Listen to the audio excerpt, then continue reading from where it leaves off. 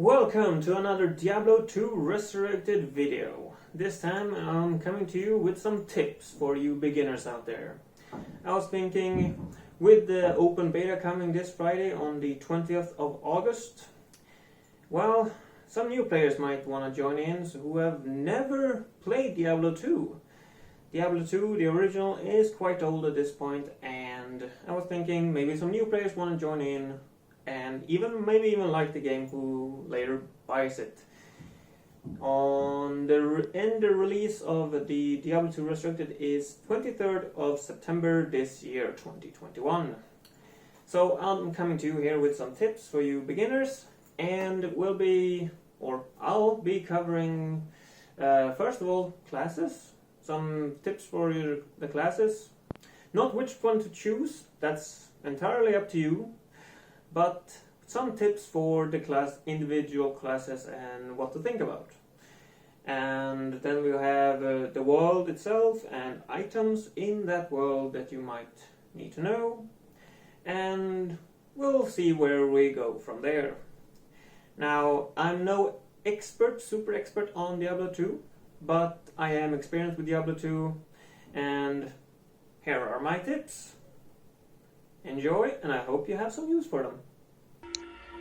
So let's get to the tips, but before we do that I will want to clarify that yes, some of the footage in this video is from the original Diablo 2, and the assassin even has some footage from another Diablo 2 version, because as the Diablo 2 Resurrected beta is over, I can't get the footage I need from the beta, so I chose to get it from the original Diablo 2.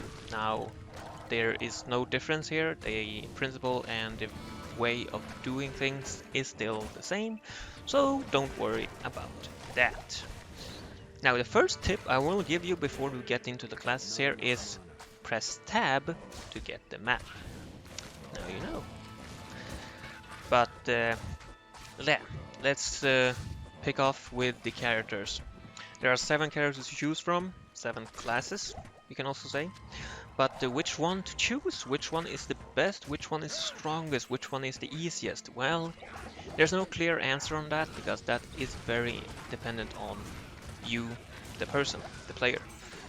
But I will here give you some tips and ideas of what the characters are and what to do, and how to easiest get acquainted with them at the start. Now, of course, you are free to explore every character however you wish. You don't need to follow my instructions here, just start a character, name it, and play it however you want.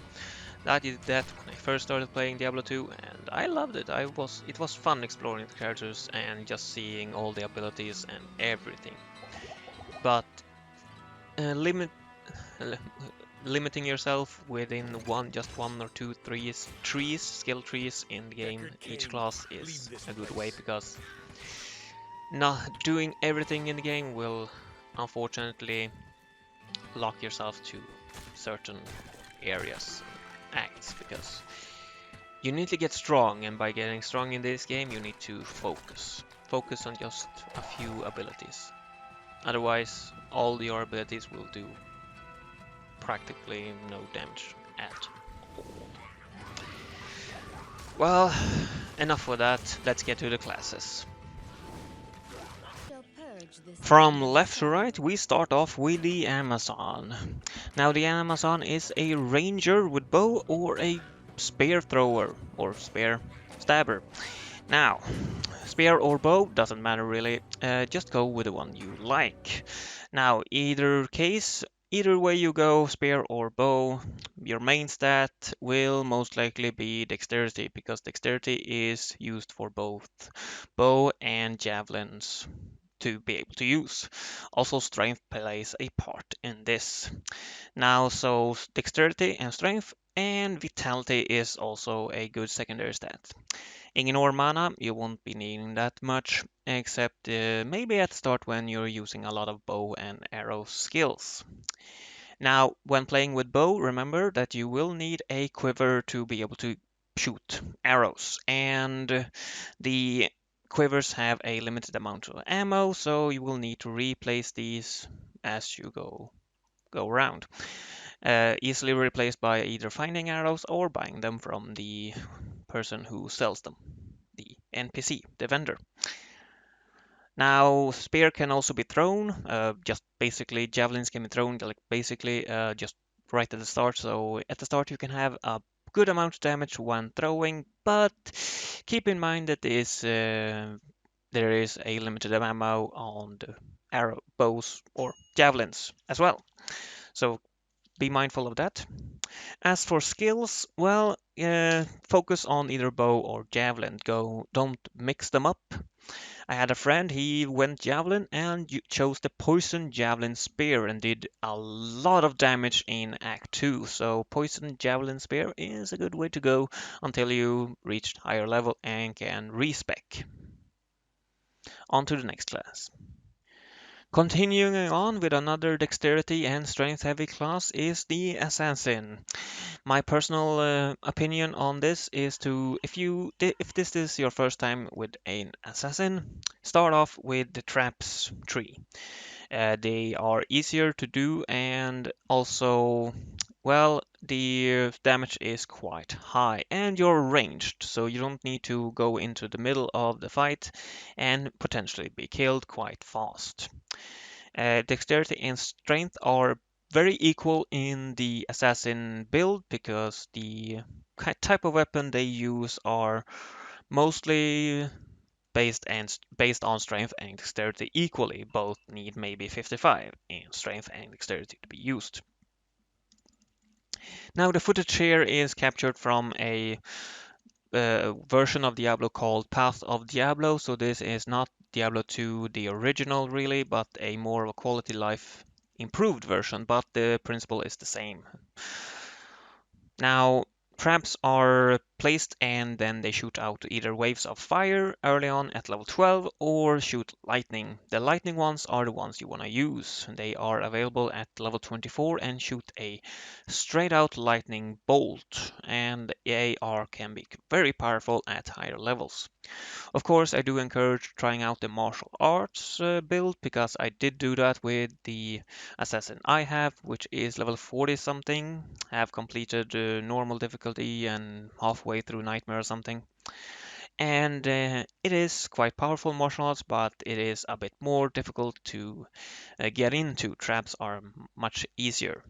Now again, remember that you can respec, and when respecing, well, just put 1 point in the traps you need to get to the lightning sentry trap.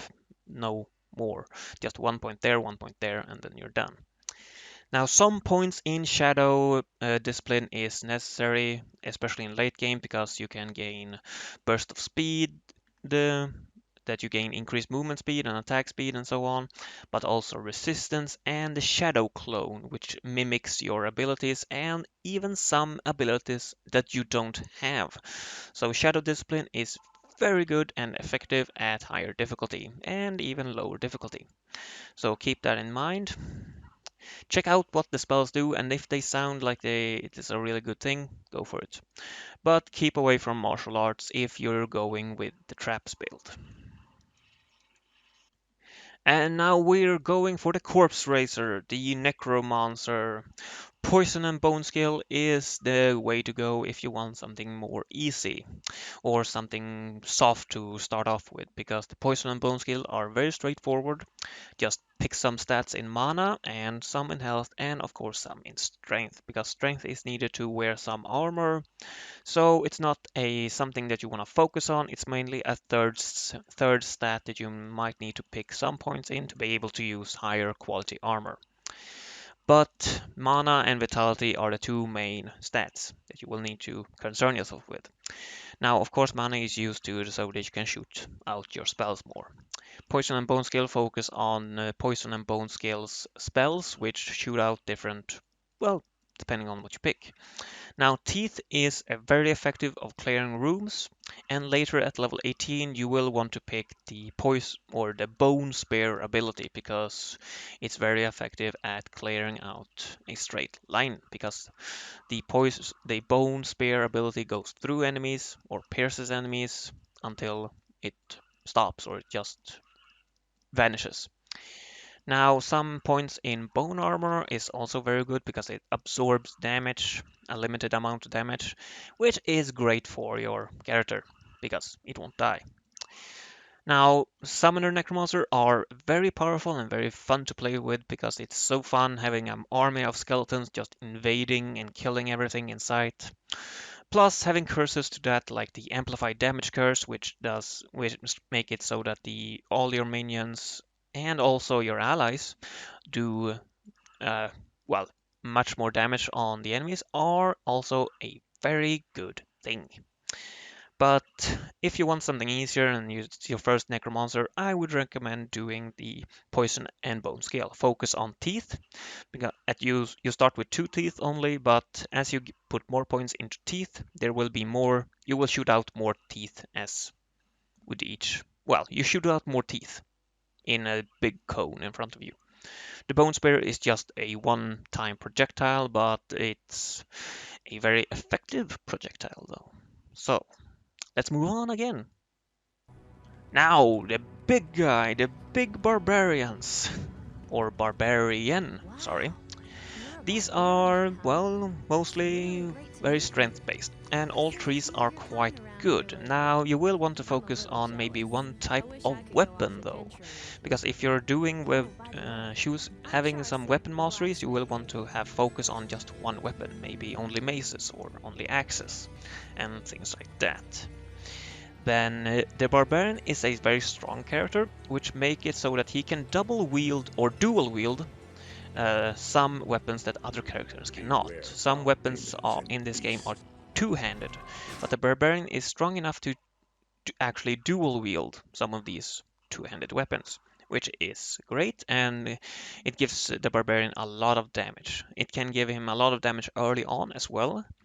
Using double swing that you can learn at level 6 in the combat tree will allow you to swing the weapons a bit more faster and also clear out enemies around you if they surround you much quicker. This will drain some mana, of course, so at the start you will want to use this as a skill.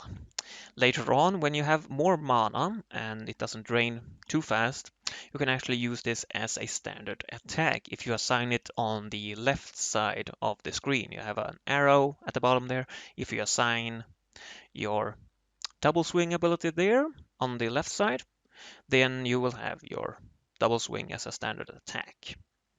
Now, shouts is also a very important thing. You will need to pick out the first shout at least so that you can then choose the defense shout, which allows you to raise your defense. This shout also increases the defense for your mercenary and other players that are in the vicinity, inside the circle that you shout out. And at level 18 or 24, somewhere around that, you will gain the shout, or you can choose the shout that will increase your mana, health, and stamina. These two, the defense and health, mana, stamina shouts, are essential to a strong barbarian, because increased health means you can take more damage and yada yada yada. You get what I'm saying, I think. Now, these two shouts are very good, and you will need these at later stages in the game. Now, let's move on to the, let's see, 5th class. Now, the Paladin can be a bit complicated, but as a start, I would say go for the Aura tree and just pick the Might Aura, because the Might Aura increases your basic attack damage, and with this you can do some real damage. If you're lucky, I had some luck with this with my Paladin that I created in the Resurrected beta. I got myself a Scepter early on, and Scepters do quite a lot of damage early on, and the strength needed for it is not that high. So I could use it right away as I found it, and I could easily kill the second, or complete the second quest, which has a boss who is quite strong. But I managed to just get up to her and kill her. Not in one strike or two strikes, but I managed to kill her quite easily. I had a quite high damage because of my Might Aura that increased my damage, my basic attack, standard attack damage. Now, as with the Barbarian, some abilities, or spells, abilities I would say, can be slotted in the left side. So with Might Aura and some ability like, I can't remember the name of it, sorry, but there are some abilities you can pick in the left side, which makes that your standard attack, which will drain mana and possibly life. But with the right amount of mana and some health, mana or life steal, this will be no issue. Now, of course, this is for uh, higher level areas. Now, many people will talk about the Smite Paladin and Hammered in Paladins. These are powerful builds, but can be very expensive, take a long while to actually build up. So, to start off, I would go for the Might Aura build. Just pick the best armor, the best one-handed weapon you can find, a good shield, and just hammer away with your weapon. Now, having maybe the Smite ability as your basic attack, that could actually be good if you can uh, keep your stamina up, or mana up, because the Smite ability will stun the enemies each time you strike. Now, don't quote me on that, but I do believe that the Might Aura will increase damage on that because you use your shields, but I think the damage will increase with the Might Aura. It's easy enough to check by just pressing A to get up your stats, and then check if the damage is increased when Might Aura is activated. Of course, Might Aura is always active if you have it up on as your spell. Now, as for stats, strength and vitality are your main stats. Dexterity can be good for your attack rating and defense, but strength and vitality are your main. Now, picking 1 or 2 points, one or 2 points in dexterity at one point or another is a good thing, but strength, vitality, that's the way to go. And now we have come to the caster, the sorceress, the spellcaster. Pro tip: focus on one element, just one element. Pick one. Whichever one you pick doesn't matter. It's up to you. Now the lightning tree is very good. It has some straight up damage. The negative thing is that when you choose the lightning ability, it's just called lightning. You shoot one straight bolt of lightning. It's very powerful, especially in late game. But the damage is from 1 to 1 to 1 from 1 to 1000 maybe, or even 5000 if you have the right gear for it. So the damage is high, but it's very inconsistent, if I can say that. The fire is very good as well. You have the meteor, which can obliterate most enemies, and same with fireball, the fireball spell. Now these are area of effect spells and have high damage, not as quite as high as the lightning bolt damage has, but is more consistent. You have the same with Blizzard, the ice abilities, Frost Blast and Ice, Frozen Orb and Blizzard. I mean, high damage and more consistent, but it doesn't have the same kind of high damage. It doesn't go up to 5000 or 10,000 damage, or even 15,000, I believe. I believe I believe the lightning could even go up to 20,000 damage. I am not sure how high it can go, maybe even higher, but it can go quite high, but as I said, it's from 1 to 10,000. But 10,000 is rarely needed really for killing, but it's a good amount of damage with lightning. But Frozen Orb or Frozen damage, Ice, has the ability to slow down and even freeze enemies, so that is a big plus. Fire has the plus of being just powerful. It doesn't set enemies on fire anyways, which is unfortunate, but it has very high damage, and maybe the mana is slightly less, I'm not sure. but focus on just one of these. Of course, at the start you are free to explore all three if you like. But if you want to reach higher acts and be able to kill bosses and enemies more easily, one tree is enough. Last, but certainly not least, is the Druid. The Druid is my personal favorite, and he commands the elements for the most part. He can also summon wild animals and also transform himself to a werewolf or a werebear. Now, my personal choice is the elements. Now, the elements is basically straightforward. You aim at an enemy and then you use your ability. At the start, you will choose Firestorm, and then you will move on to Fissure. Now, these two are fire and very basic. Just aim and fire. The Fissure will create a holes in the ground that will damage enemies as they come across it. Now, the problem with Fissure is that in tight corridors, the holes are random. So in tight corridors, they might be able to pass through, or even in open areas, they can pass through the area where you placed your Fissure without getting damaged. Firestorm is more consistent, just straight lines of fire. Quite effective in both tight corridors and a bit more open areas. The problem is that it's quite small and has slightly less damage than Fissure at higher levels. Now, what you want to do, in my personal, what I do is when you reach about level 35, 40, 35 to 40, somewhere around that, you respec your characters. You go to Akara in Act 1 and you respec your character.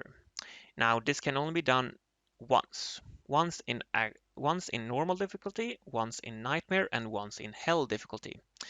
There are tokens that you can create that will make it so that you can respec indefinitely, depending on how many tokens you have, of course. But this is a topic for another video. Let's go back to the Druid and respecing at level 35 or 40, somewhere around that. You can respec earlier, but preferably after level 30. Now, when you respec, you will want to put 1 point in each of the abilities so that you can get to the Tornado ability and then Hurricane. Hurricane will swirl around you almost like a shield, but it will damage enemies inside that and also freeze them, make them a bit slower. And with that, you will want to use your Tornado as your main damage ability.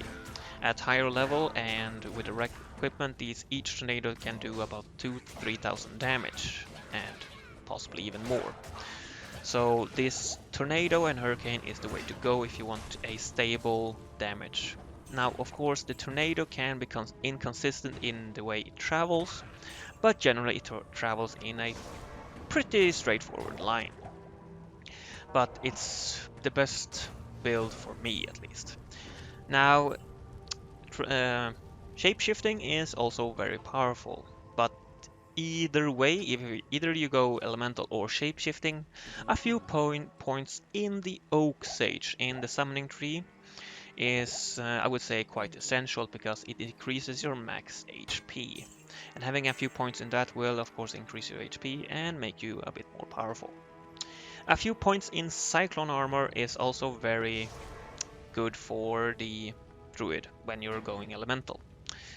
Now, keep in mind that when you hover over an ability, it will say at the bottom that it receives maybe a damage buff or duration buff or anything like that from certain skills. So be sure to check that out as well, because that will give you some idea what to invest in after you have spec'd full in Tornado, because spells can only be spec'd in 20 times and then it's max capped. This cap can be increased by having skills, items that increases your skills, like 2 to all druid skills or 2 to all skills and 3 to all skills and things like that. Then you can get your skills to maybe even level 30 or skill level 30, which will increase the cap and the damage of the abilities. On to the more random things, rejuvenation potions. The purple potions, keep them and save them for bosses. These potions restore 35% health and mana instantly. But if you have 3 of them and put them inside the Horadric cube that you will get in Act 2. In Act 2 you will do a quest and you will get this cube. In that cube you can put 3 of these potions in and transmute them. Right click on the cube and you get to go inside the cube, and then you can transmute 3 potions into one big potion. This potion will restore 100% health and mana instantly. So this is very good if you have trouble with a boss, for example, and he drains too much of your health too fast. Just have a lot of those potions in your belt and you will get, well, your survivability goes up a lot. Same with gems. Keep them. Chip gems, floor gems, and so on and so forth.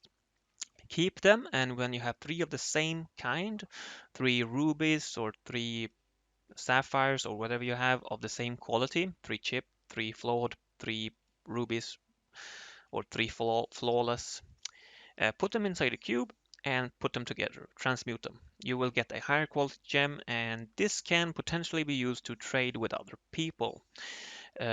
I know that in the original Diablo 2, perfect gems, the highest quality gems, were used to trade for items and runes and so on. And speaking of runes, that is next thing you should save on. Even the lowest rune, the L rune, is worth saving. Not because it's worth anything, but because if you have 3 L runes, you can take those 3 into the cube and make an L rune. 3 L runes make another, the next rune, and 3 of that makes the next, and so on and so forth, up to the highest rune. Now, after the Tull rune, you will need to put inside something more than just the 3 Tull runes to increase the rune. Now, this gets a bit more complicated. Runes, though, higher quality runes are made for mainly Runewords. Runewords are items, or let's say you find a armor with 4 sockets. Sockets are holes, basically, in the armor. 4 holes will make it so that you can put 4 things into it. But you need to place these 4 runes that are needed for a rune word in the right order. You can't just put them in any order. You need to place them in the right order, or they will just give you the buff that says on the rune. With the right runes in the right order, you will create a rune word that will give you, well, whatever the rune word is. This, like with 4 runes, you can make, I think it's my Chain of Honor. It's an armor and very powerful. There are also other rune words that require 5 or even 6 runes, and these runes differ in quality, or not quality, but rarity. The higher runes are very rare, even in Hell difficulty, but there are bosses that have a higher chance of dropping good quality runes, like for example the Countess in Act 1. She's in Act 1 in the Forgotten Tower. Once you get to level 5 of the Forgotten Tower, she's there in one of the rooms there. The first time you face her as a low level character, she can be quite powerful because she has some minions with her. But once you get stronger, you can just farm her for runes, both in normal difficulty, nightmare difficulty, and hell difficulty. There are other bosses that do this, but that will be for another video.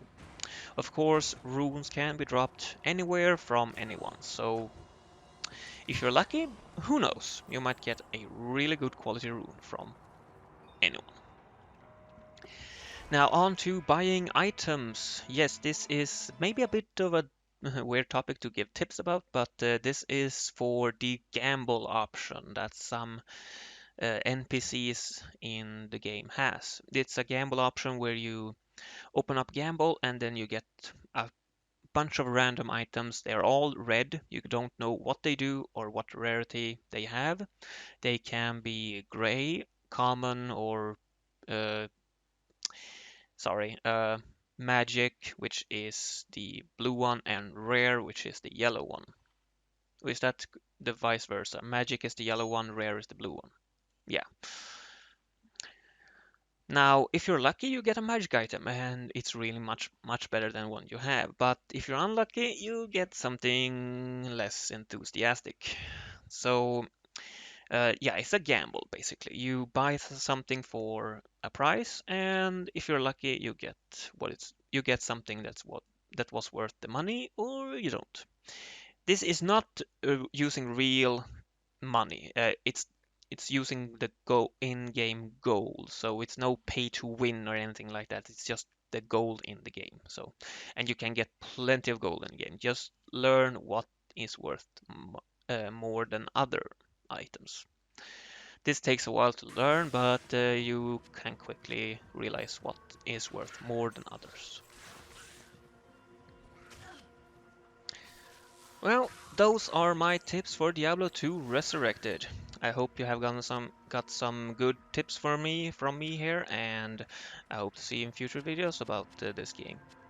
Now, if you have any feedback on the game, maybe you know how to play the game better than I do. Maybe you know the Paladin better than me, and so on. Feel free to put it in the comments. Feel free to correct me if I'm wrong on anything. And I appreciate it, I really do, because if I can't get better at the game, well, then I'm stuck, and that's no fun. And if I relay the wrong information to other people, I will ruin the game for other people, and I really don't want to do that. I want everyone to love the game just as I have done throughout many years. I have continued coming back to Diablo 2, and I hope people will be coming back to Diablo 2 Resurrected once it has been a few years from now. So yeah, that's it for me. I've been Swippy92. Have a great life, and I hope to see you in future videos. Bye bye!